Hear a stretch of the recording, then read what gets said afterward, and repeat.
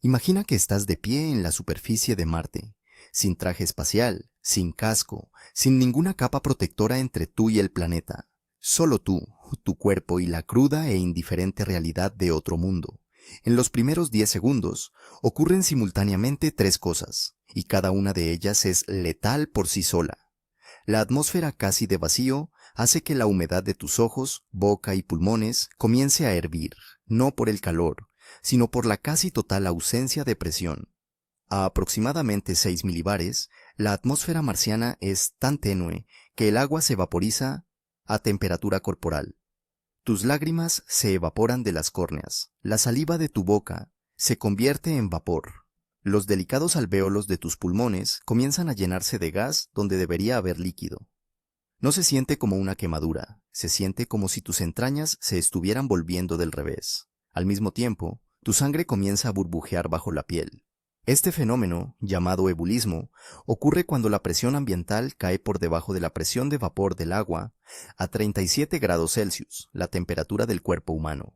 Los gases disueltos en el torrente sanguíneo, nitrógeno, dióxido de carbono, oxígeno, salen de la solución al mismo tiempo, formando diminutas burbujas en las venas, arterias y órganos. Tus articulaciones se hinchan, tu piel se infla hacia afuera. Tu corazón lucha por bombear un fluido que rápidamente se está convirtiendo en espuma. Y a través de todo esto, la temperatura hace su propio trabajo. Un día promedio en Marte ronda los menos 60 grados Celsius. No en los polos en invierno, ese es el promedio. En el Ecuador, en verano, el frío golpea los tejidos expuestos casi al instante, congelando lo que el vacío ya ha comprometido y cristalizando la poca humedad que queda. Perderías el conocimiento en unos 15 segundos y estarías muerto en menos de un minuto. Y este lugar exacto, con estas condiciones exactas, es el planeta al que planeamos colonizar. Hablamos de Marte como si fuera la próxima frontera, el plan de respaldo para la humanidad. Los multimillonarios compiten por construir cohetes. Las agencias espaciales elaboran cronogramas de misiones. La imaginación pública ya ha amueblado hábitats marcianos con invernaderos y vistas del amanecer, con ciudades bajo cúpulas y niños nacidos bajo cielos alienígenas. Hay libros más vendidos sobre ello, películas, videojuegos, un impulso cultural que trata el asentamiento marciano no como una especulación lejana, sino como algo casi inevitable. Pero lo que la mayoría de la gente pasa por alto es lo siguiente. Marte no es solo difícil de alcanzar. Marte es activamente, implacablemente y sistemáticamente hostil a la vida humana, de maneras que lo convierten, posiblemente, en el destino más peligroso que hemos considerado seriamente. No peligroso como escalar el Everest, no peligroso como el buceo profundo o la exploración antártica. Peligroso en una categoría fundamentalmente diferente. Un lugar donde cada propiedad física del entorno está desalineada con la biología humana, donde las amenazas vienen de todas las direcciones simultáneamente, y donde la ingeniería choca de frente contra muros de la física que no negocian. Y cuanto más profundizas, peor se pone. Así que miremos, tomemos a Marte en serio, no como un sueño, no como un símbolo de la ambición humana, sino como un lugar real con física real y consecuencias reales. Y hagámonos una pregunta que no se hace lo suficiente. ¿Deberíamos enviar realmente personas allí? Para entender por qué Marte es tan aterrador, primero necesitas calibrar tu sentido de la escala. Marte se encuentra en promedio a unos 225 millones de kilómetros de la Tierra. Pero ese número es casi insignificante por sí solo, porque la distancia nunca es constante. Ambos planetas se mueven en órbitas elípticas a velocidades diferentes. En su aproximación más cercana, durante la oposición, Marte se acerca a unos 55 millones de kilómetros de la Tierra. En su punto más lejano, al otro lado del Sol, la brecha se extiende a más de 400 millones de kilómetros. Para poner 55 millones de kilómetros en términos humanos, si condujeras a una velocidad constante de 100 kilómetros por hora, sin detenerte nunca por nada, llegarías a Marte en su punto más cercano en aproximadamente 63 años. Saldrías como un adulto joven y llegarías como un cadáver. Por supuesto, usamos cohetes. Con la tecnología de propulsión actual, el tiempo de tránsito más rápido realista es de unos 6 a 9 meses, dependiendo de la ventana de lanzamiento y la trayectoria. Las propias ventanas de lanzamiento solo se abren cada 26 meses. cuando la Tierra y Marte están posicionados favorablemente entre sí. Si te pierdes la ventana, esperas más de 2 años para la siguiente. Pero la distancia no es realmente el problema de la forma en que la gente suele pensarlo. Podemos manejar la distancia, lo que no podemos manejar es lo que nos espera al otro lado. Empecemos por la atmósfera, o más precisamente por la casi completa ausencia de una. Marte tiene una atmósfera técnicamente, pero registra unos 6 milibares en un manómetro. La presión atmosférica al nivel del mar en la Tierra es aproximadamente 1013 milibares. La cima del monte Everest, un lugar que ha matado a más de 300 escaladores y se encuentra en el límite extremo de altitud habitable, está a unos 330 milibares. Eso ya es apenas habitable. Marte está en 6. Eso no es aire enrarecido. Eso es esencialmente un vacío según cualquier estándar que importe a la fisiología humana. Tus pulmones no solo tendrían dificultades en Marte, físicamente no pueden extraer oxígeno de ese entorno. Y aunque pudieran, apenas hay oxígeno para extraer. La atmósfera marciana es aproximadamente 95,3% dióxido de carbono. El oxígeno representa solo el 0,13%. La atmósfera terrestre es 21% oxígeno. No estás luchando por respirar en Marte. Estás inmerso en un mar de dióxido de carbono a una presión tan baja que la química de tu cuerpo comienza a desmoronarse desde los principios básicos. Cuando el experimento MOXIE de la NASA a bordo del rover Perseverance generó oxígeno de la atmósfera marciana en 2021, se celebró con razón como un hito. El dispositivo producía unos 10 gramos de oxígeno por hora, aproximadamente lo que produce un árbol pequeño. Un humano en reposo necesita unos 30 gramos por hora para sobrevivir. Escalar desde un experimento del tamaño de una tostadora hasta un sistema de soporte vital capaz de sostener a docenas de personas no es una cuestión de refinamiento de ingeniería. Es un salto de varios órdenes de magnitud en un lugar donde cualquier punto único de fallo es inmediatamente fatal. La atmósfera tenue también significa algo más allá de la respirabilidad. Apenas hay amortiguación de los extremos de temperatura. La diferencia entre el día y la noche en Marte puede superar los 100 grados Celsius.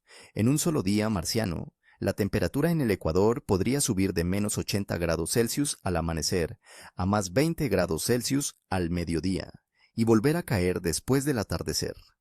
Tu hábitat debe gestionar todo esto. Cada kilovatio gastado en gestión térmica es un kilovatio que no se gasta en otra cosa. Ahora viene la parte que la mayoría de las discusiones públicas sobre la colonización de Marte pasan por alto o mencionan brevemente y luego siguen adelante. Esta atmósfera tenue no solo significa que no puedes respirar, significa que Marte tiene prácticamente ninguna protección contra la radiación. En la Tierra disfrutamos de 2 capas de protección que trabajan en conjunto. La primera es nuestra atmósfera gruesa, que absorbe y dispersa la radiación entrante. La segunda, y posiblemente más importante, es el campo magnético global de la Tierra, generado por el movimiento turbulento del hierro líquido en el núcleo externo de nuestro planeta. Esta magnetosfera se extiende decenas de miles de kilómetros en el espacio, desviando partículas cargadas del viento solar y los rayos cósmicos galácticos más energéticos antes de que puedan alcanzar la superficie. Marte perdió su campo magnético global hace unos 4.000 millones de años. La causa fue el enfriamiento y solidificación de su núcleo más pequeño y menos geológicamente activo.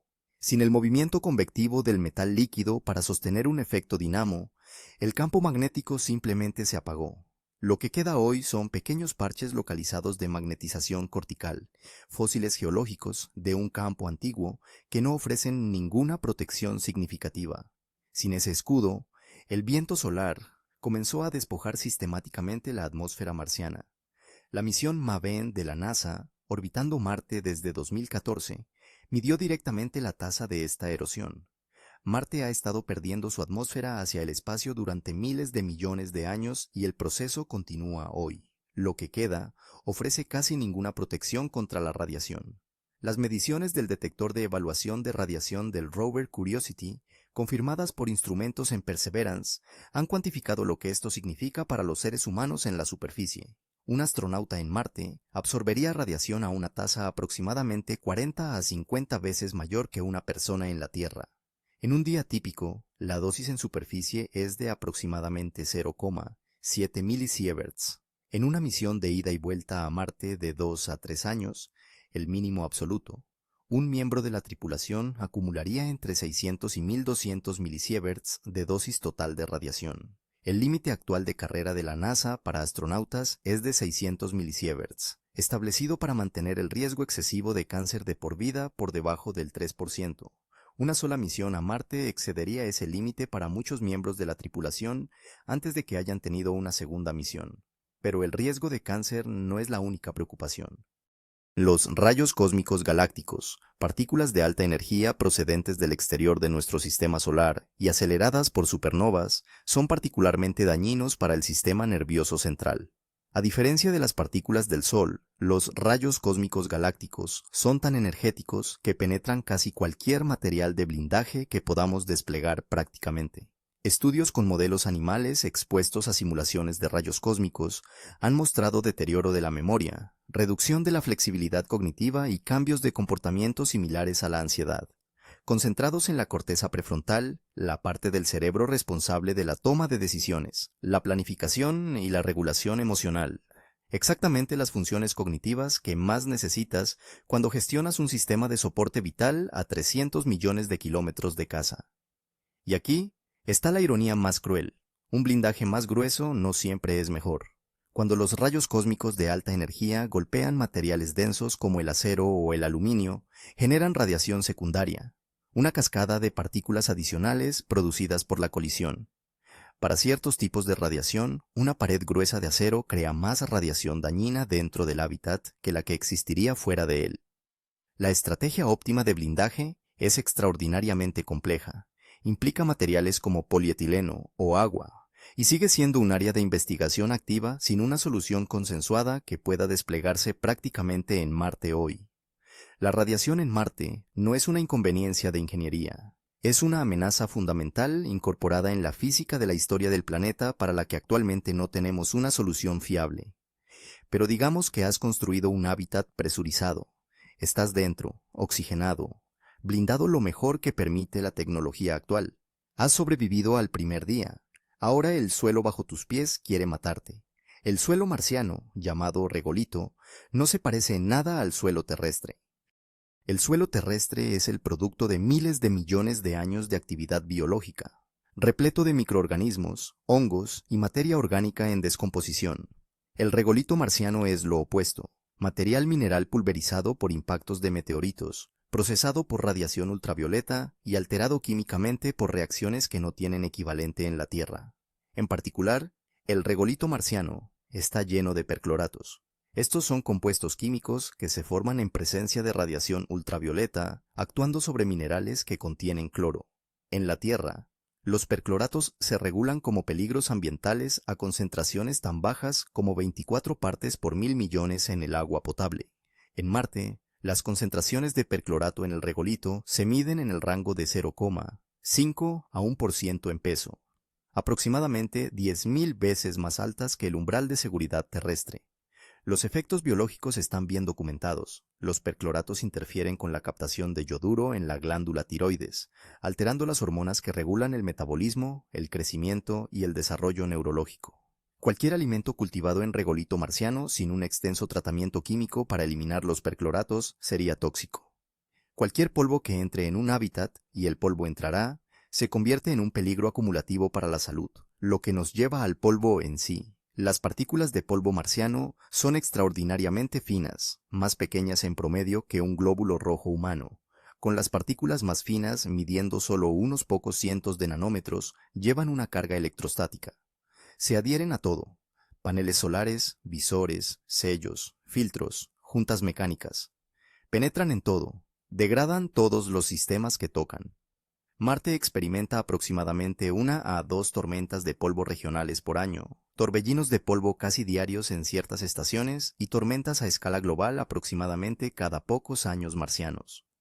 En 2018, una tormenta de polvo global designada por la NASA como un evento de polvo excepcional cubrió toda la superficie marciana durante casi 2 meses. Para una misión humana dependiente de energía solar, esto no es un clima que se espera. Es un temporizador de cuenta regresiva para la supervivencia. La producción de energía solar caería más del 90%. Soporte vital, calefacción, reciclaje de agua, eliminación de CO2. todo funcionando con una fracción de su entrada de energía diseñada. Fue esta tormenta la que mató al rover Opportunity de la NASA. Después de 14 extraordinarios años de operación, muy por encima de cualquier expectativa, los paneles solares de Opportunity fueron finalmente abrumados. El rover entró en modo de baja energía de emergencia y se quedó en silencio.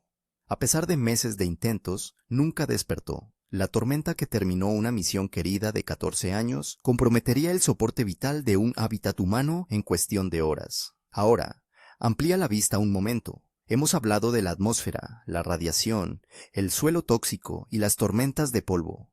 Cada uno es una amenaza seria, potencialmente terminal para la misión por sí sola, pero no existen en aislamiento. Se interactúan, se acumulan y crean escenarios de fallo en cascada que son cualitativamente diferentes de cualquier cosa que hayamos diseñado para la historia del vuelo espacial humano. Considera un escenario realista. Se desarrolla una gran tormenta de polvo. Como suelen hacerlo, sin advertencia fiable, la producción de energía solar cae un 80% en 3 días. El sistema de gestión energética del hábitat comienza a priorizar. El soporte vital recibe energía, todo lo demás se apaga. La calefacción se vuelve intermitente. El estrés térmico en sellos y juntas aumenta. La temperatura interior comienza a oscilar más ampliamente de lo diseñado. La reducción de energía afecta al sistema de reciclaje de agua. El sistema de circuito cerrado que convierte la orina y el sudor de la tripulación de nuevo en agua potable, el mismo tipo de sistema que la NASA opera en la ISS con admirable fiabilidad, funciona por debajo de su eficiencia óptima. Las reservas de agua comienzan a disminuir. Comienza el racionamiento. Los depuradores de CO2, los sistemas químicos que eliminan el dióxido de carbono exhalado por los miembros de la tripulación, funcionan con energía reducida. Su eficiencia cae. Los niveles de CO2 en el hábitat comienzan a subir. Al 1% de CO2, los miembros de la tripulación experimentan dolores de cabeza y fatiga. Al 3%, el deterioro cognitivo se vuelve medible. Al 5%, la situación se vuelve médicamente grave. Alguien está enfermo. Tal vez una infección fúngica. Los hábitats marcianos podrían albergar microorganismos que se han adaptado a entornos cerrados. No hay hospital. No hay médico más allá de lo que la tripulación pueda proporcionar. No hay reabastecimiento de medicamentos. Compones un mensaje para el control de misión y lo transmites. Luego esperas. Una señal de radio de Marte a la Tierra viaja a la velocidad de la luz y tarda entre 4 y 24 minutos en un solo sentido, dependiendo de la geometría orbital. Un solo intercambio, una pregunta y una respuesta, puede tardar casi una hora. No hay conversación en tiempo real. Nadie que pueda decirte no hagas eso antes de que hagas algo irreversible.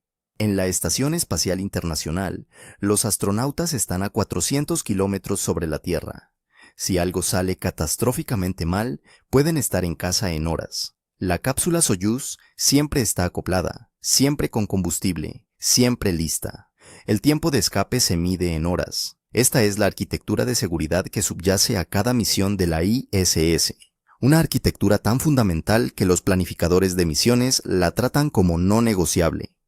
Es lo que hace aceptables todos los demás riesgos. En Marte, esa arquitectura no existe y no puede existir. La siguiente ventana de regreso está a unos meses de distancia. Y eso, asumiendo que tienes un vehículo de regreso funcional, una etapa de ascenso completamente cargada de combustible, un cuerpo capaz de sobrevivir a la aceleración y meses de microgravedad, y una ventana de lanzamiento que no haya pasado ya. Si no estás listo para lanzar cuando se abra la ventana, esperas 26 meses más para que la geometría orbital se alinee de nuevo. No hay opción de aborto, no hay misión de rescate, no hay helicóptero sobre el horizonte, solo está Marte y esperar. Y durante un periodo indeterminado, esas son las únicas dos opciones disponibles. Hablemos de lo que Marte le hace al cuerpo humano. Aquí es donde el argumento contra enviar personas se vuelve casi imposible de descartar. Porque la evidencia no proviene de especulaciones, sino de décadas de observación directa de seres humanos en el espacio. El viaje a Marte solo toma 6 a 9 meses en microgravedad. Tenemos datos extensos de la Estación Espacial Internacional, que ha albergado ocupación humana continua desde noviembre de 2000. Sabemos con precisión qué le sucede a la fisiología humana en microgravedad porque lo hemos visto suceder a cientos de personas durante más de 2 décadas. Pérdida ósea. Los astronautas pierden aproximadamente 1 a 2% de su densidad mineral ósea por mes en microgravedad, concentrada en los huesos de carga de la columna lumbar, caderas y piernas. Después de 6 meses en la ISS, un miembro típico de la tripulación ha perdido densidad ósea equivalente a décadas de progresión de osteoporosis. Existen contramedidas. 2 horas de ejercicio intenso de resistencia al día en la ISS ayudan a ralentizar la pérdida. Pero incluso con estos protocolos, la pérdida ósea en microgravedad no se previene completamente. La atrofia muscular sigue un patrón similar. Sin el trabajo constante de bajo nivel de luchar contra la gravedad, las fibras musculares se encogen y el músculo cardíaco mismo se ve afectado. Sin la necesidad de bombear sangre contra la gravedad, el sistema cardiovascular se adapta reduciendo el gasto cardíaco y el volumen sanguíneo. El corazón literalmente se encoge. Entre los descubrimientos más alarmantes recientes, una proporción significativa de astronautas que regresan de misiones de larga duración reportan deterioro de la visión cercana. La causa es la presión intracraneal. En microgravedad, los fluidos se desplazan hacia la cabeza, aumentando la presión en el cráneo que con el tiempo deforma físicamente el nervio óptico y aplana la parte posterior del globo ocular. Este síndrome, conocido como síndrome neuroocular asociado al vuelo espacial, afecta aproximadamente al 70% de los astronautas en misiones largas. Algunos casos son permanentes. Después de 6 meses en la ISS, los astronautas a menudo no pueden caminar sin ayuda cuando regresan a la Tierra. Necesitan ser llevados desde la cápsula Soyuz. Sus sistemas vestibulares están completamente desajustados. La regulación de la presión arterial lucha por evitar el desmayo cuando se ponen de pie. La rehabilitación toma semanas o meses. Algunos efectos tardan años en resolverse. Algunos nunca se resuelven completamente. Ahora considera la cronología de Marte. 6 a 9 meses de microgravedad viajando a Marte. Luego llegada a un planeta con el 38% de la gravedad terrestre. Luego 14 a 18 meses en la superficie esperando la ventana de lanzamiento de regreso. Luego 6 a 9 meses más de microgravedad viajando a casa. Total, entre 2 y 3 años aproximadamente. ¿Por qué importa específicamente el 38% de gravedad? Porque nuestros datos sugieren que probablemente es insuficiente para mantener la condición ósea y muscular. La gravedad cero es claramente terrible. La gravedad terrestre es claramente suficiente. La pregunta crítica es ¿dónde está el umbral? Y el 38% parece estar por debajo de él según los modelos y los pocos datos limitados que tenemos. Los astronautas lunares pasaron demasiado poco tiempo en la Luna para mostrar efectos fisiológicos definitivos. No tenemos datos a largo plazo sobre seres humanos en gravedad 1/3, porque ningún ser humano ha pasado nunca más de 3 días en ella. Lo que nuestros modelos predicen, extrapolando de datos de microgravedad e investigación de carga gravitacional, es que el deterioro continúa en Marte más lentamente que en gravedad cero, pero de forma continua. La densidad ósea sigue disminuyendo. La masa muscular sigue disminuyendo. La función cardiovascular sigue adaptándose lejos de lo normal en la Tierra. Cuando la tripulación finalmente hace el viaje de regreso, otros 6 a 9 meses de microgravedad sobre todo lo acumulado, y llegan de vuelta a la Tierra. Salen de la cápsula con cuerpos que han pasado años en un entorno nada parecido a lo que su biología evolucionó. El astronauta que completa un ciclo completo de misión a Marte tendría la estructura esquelética de alguien con osteoporosis avanzada. Ponerse de pie podría fracturar una cadera, caminar podría romper una pierna. El corazón, encogido y descondicionado, lucharía contra un campo gravitacional completo que no ha encontrado en años. Algunos investigadores creen que después de una misión completa a Marte, el cuerpo puede nunca recuperarse completamente. No porque la reparación sea imposible en principio, sino porque los efectos acumulativos de años de microgravedad, exposición a radiación, estrés psicológico y restricciones nutricionales pueden exceder la capacidad de recuperación del cuerpo. Los astronautas que regresen de Marte podrían estar regresando a una vida de discapacidad permanente, un intercambio que hicieron conscientemente antes de partir. Esto no es especulación, es extrapolación de décadas de datos reales de astronautas reales.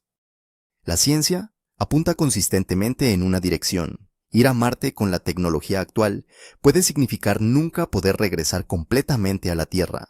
No porque los cohetes no puedan hacer el viaje, sino porque el cuerpo humano no lo sobrevivirá intacto. Y luego está la mente. La dimensión psicológica del vuelo espacial de larga duración se discute menos que los riesgos fisiológicos, quizás porque es más difícil de cuantificar, o porque nos incomoda de una manera que las estadísticas de pérdida ósea no lo hacen. Pero la evidencia es sustancial, consistente y profundamente preocupante. Los estudios de aislamiento y confinamiento en estaciones de investigación antártica, despliegues de submarinos, hábitats simulados de Marte, y a bordo de la ISS demuestran consistentemente que incluso individuos cuidadosamente seleccionados, examinados psicológicamente y rigurosamente entrenados, comienzan a deteriorarse después de periodos prolongados en entornos confinados y aislados. Depresión, ansiedad, irritabilidad, conflictos interpersonales que escalan de fricciones menores a disfunción grave de la tripulación, deterioro cognitivo en función ejecutiva y atención, alteraciones del sueño, colapso de la motivación.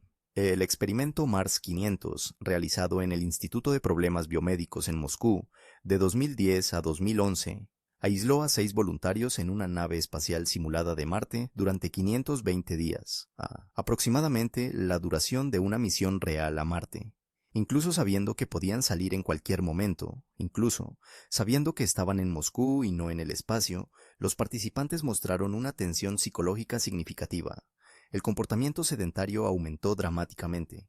La calidad del sueño se deterioró. Varios miembros de la tripulación mostraron signos de depresión, y la misión simulada se realizó con acceso médico completo, entregas de comida fresca y la posibilidad de terminar el experimento en cualquier momento. Aún así, el costo psicológico fue medible y significativo. Ahora quita la red de seguridad por completo. Pon a personas en una nave espacial real. Luego, en un hábitat real en un mundo alienígena.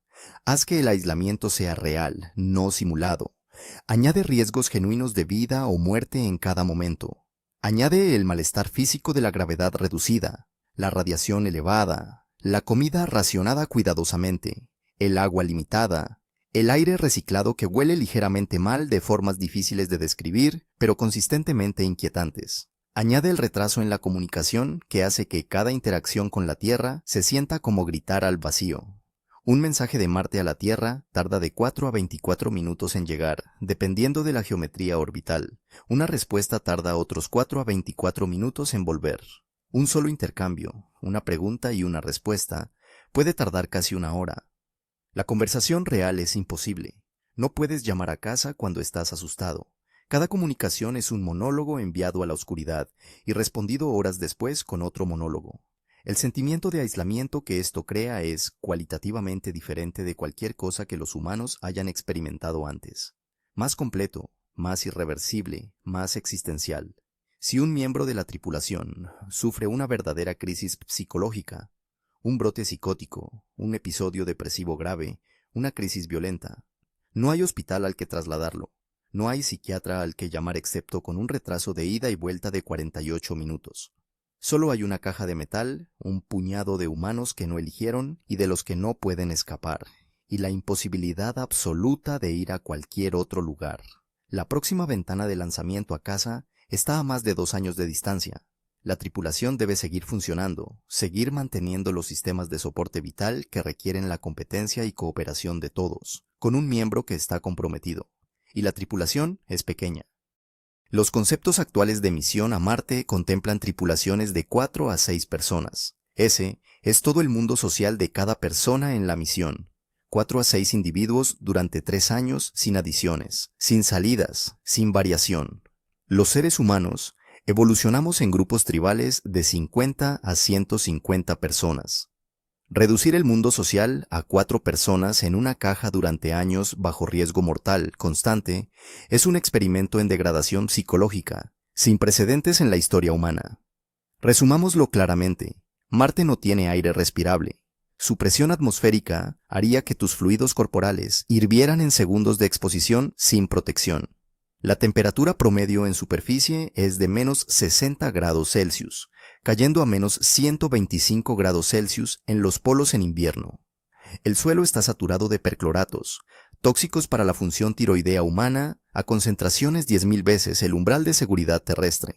El polvo es químicamente dañino, físicamente destructivo y prácticamente imposible de excluir completamente de cualquier hábitat. No hay campo magnético global y por tanto ninguna protección significativa contra niveles de radiación 40 a 50 veces superiores a los que experimentan los humanos en la Tierra. El planeta experimenta tormentas regulares capaces de eliminar la energía solar durante semanas o meses. El viaje de ida y vuelta devasta la fisiología humana de maneras que pueden ser permanentes. El costo psicológico del aislamiento genuino e inescapable, sin salida, sin rescate y sin comunicación en tiempo real, es en gran medida desconocido, pero casi seguramente severo. Cada uno de estos factores es lo suficientemente serio por sí solo como para dar pausa. Juntos, crean un entorno que no es meramente desafiante, sino categóricamente hostil a la existencia continuada de seres humanos sin protección. Esto no es un planeta esperando ser domado. Es un sistema físico que opera exactamente según su química y física, sin ningún interés en si vivimos o morimos. Este es el planeta al que nos apresuramos a enviar personas. Ahora, para ser justos, y la honestidad intelectual requiere que seamos justos, nada de esto significa que la exploración de Marte sea inútil. Todo lo contrario. Las misiones robóticas a Marte han sido una de las empresas científicamente más productivas en la historia de la exploración espacial.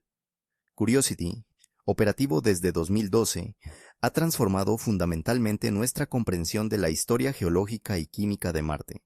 Confirmó que Marte tuvo agua líquida alguna vez, identificó moléculas orgánicas y caracterizó por primera vez el entorno de radiación desde la superficie. Perseverance, que aterrizó en el cráter Jezero en 2021, ha ido más lejos. Ha identificado formaciones rocosas que podrían preservar evidencia de vida microbiana antigua. Ha recolectado docenas de muestras almacenadas para un posible regreso futuro y desplegó a Ingenuity, un dron helicóptero que realizó su primer vuelo propulsado en abril de 2021. Para 2024, Ingenuity había completado más de 70 vuelos, muy por encima de cualquier proyección inicial, demostrando que la reconnaissance aérea en Marte es factible.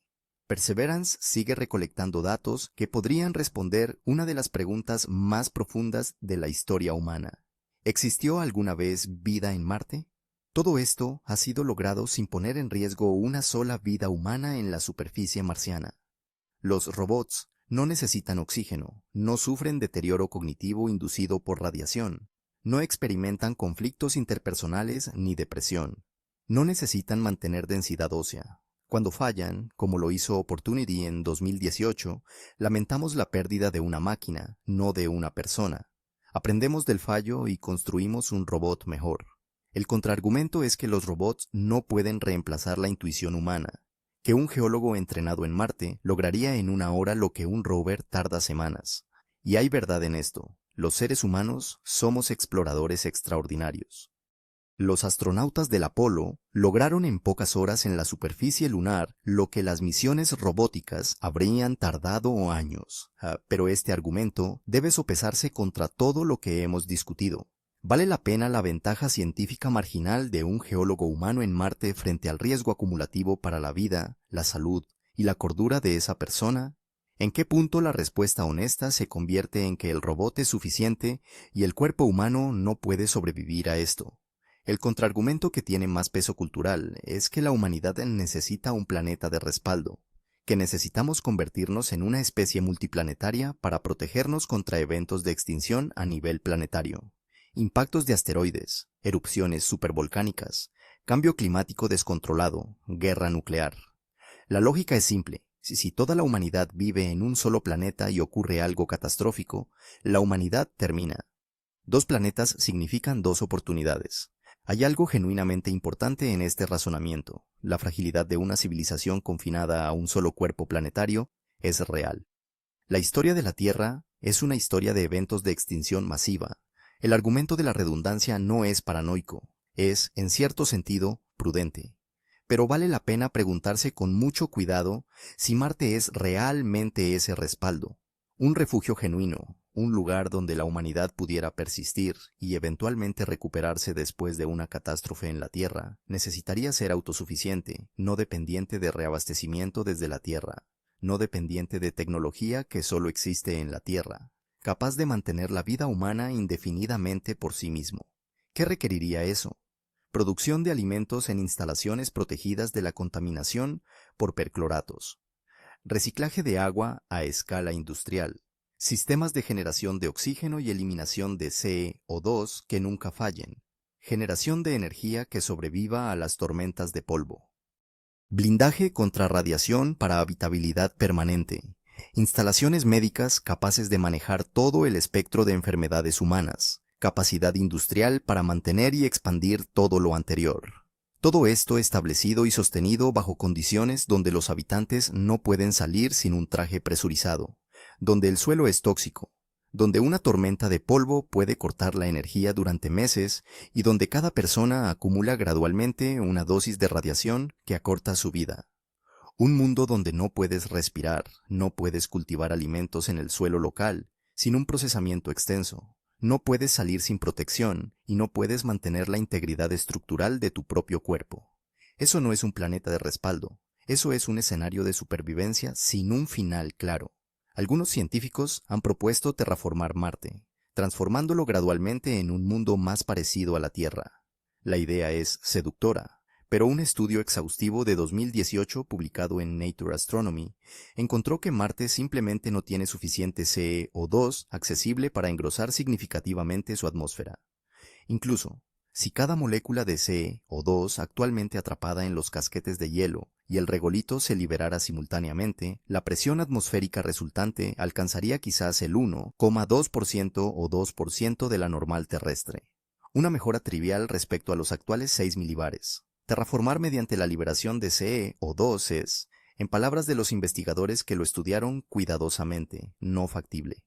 Las estrategias alternativas implican importar materiales del sistema solar exterior o ingeniar sistemas biológicos para transformar las condiciones marcianas. Estas son especulaciones sobre tecnologías que no existen, operando en escalas de tiempo medidas en siglos como mínimo, más realistamente en milenios. E incluso, si algo de eso funcionara, incluso si pudiéramos engrosar la atmósfera y calentar el clima, sigue existiendo el problema del campo magnético. Sin un campo global, el viento solar continuará despojando cualquier atmósfera que construyamos a la misma tasa a la que lo ha hecho durante 4.000 millones de años. Cualquier esfuerzo de terraformación en Marte es, en su esencia, llenar un cubo con un agujero en el fondo. Puedes seguir vertiendo agua, pero tendrás que seguir vertiendo para siempre. Terraformar Marte no es un plan, es una esperanza lejana, incierta y enormemente costosa que requiere tecnologías que no existen y resolver problemas que actualmente no sabemos cómo resolver, en escalas de tiempo más allá de cualquier horizonte de planificación razonable.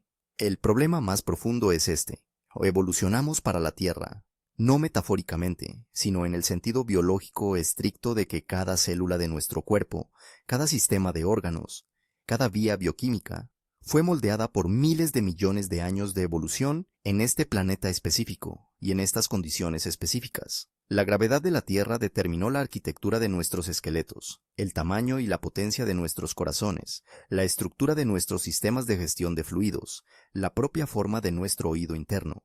La composición de la atmósfera terrestre determinó la bioquímica de nuestra respiración hasta el nivel molecular. El campo magnético y la atmósfera de la Tierra filtraron la radiación del espacio y moldearon la tasa de mutación que impulsa la evolución. El ciclo biológico de la Tierra, el ritmo día-noche codificado en la biología circadiana, la variación estacional que regula la producción hormonal y la función inmune, recorre cada célula de nuestro cuerpo. No somos organismos de propósito general que pueden adaptarse a cualquier entorno, dado suficiente tiempo e ingeniería inteligente. Somos organismos terrestres, específicos de la Tierra, adaptados a la Tierra, dependientes de la Tierra a un nivel escrito en nuestra biología molecular. Y Marte no es una aproximación cercana de la Tierra que pueda hacerse viable con suficiente tecnología. Es un entorno físico y químico fundamentalmente diferente, hostil a nuestra existencia a nivel de la física básica. Los astronautas que han pasado más tiempo en el espacio son algunos de los seres humanos más cuidadosamente seleccionados, más intensamente entrenados y más completamente apoyados que jamás hayan intentado vivir lejos de la Tierra. Tienen protocolos de ejercicio, monitoreo médico, apoyo nutricional, asesoramiento psicológico y comunicación constante con especialistas dedicados a su salud. Y aún así, regresan de misiones de 6 meses con huesos que requieren meses de rehabilitación, sistemas cardiovasculares que se han adaptado de formas preocupantes, sistemas inmunológicos comprometidos y, en muchos casos, vista que ha cambiado permanentemente. 6 meses, no 3 años. 6 meses en una nave espacial a apenas 400 kilómetros de la Tierra, con un vehículo de escape siempre acoplado y listo. Hay cierta poesía en nuestra obsesión con Marte. Habla de algo fundamental y profundamente humano, la negativa a aceptar límites, el impulso de explorar, la compulsión de saber qué hay más allá del próximo horizonte.